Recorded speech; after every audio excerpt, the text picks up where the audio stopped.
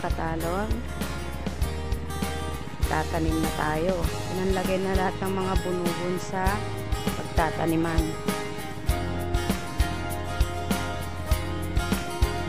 Para ready na bukas na itanim.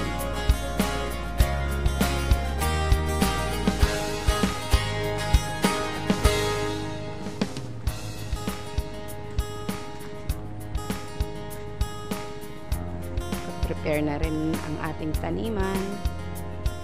Yan mga katalon.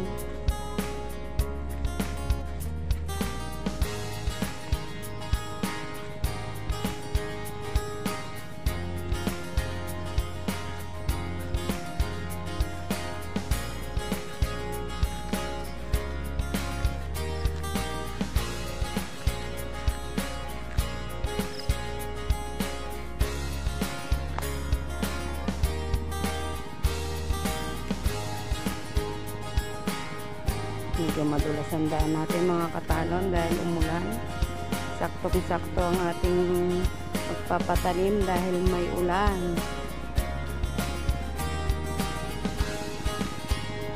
Yan, tuloy pa rin yung pagpapatubig kasi hindi pwedeng matuyuan ang ating pagtataniman.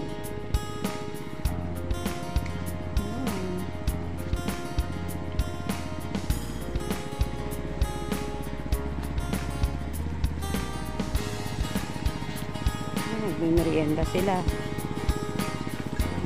Merienda time.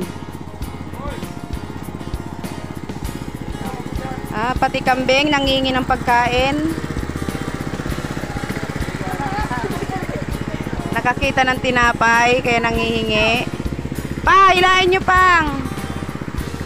Hindi yan titigil, nakita niya yung tinapay.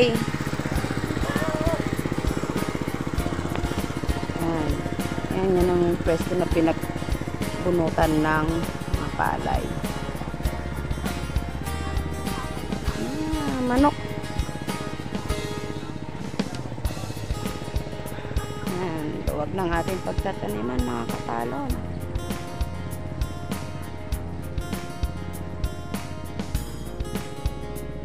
Yan, hanggang dulo yan.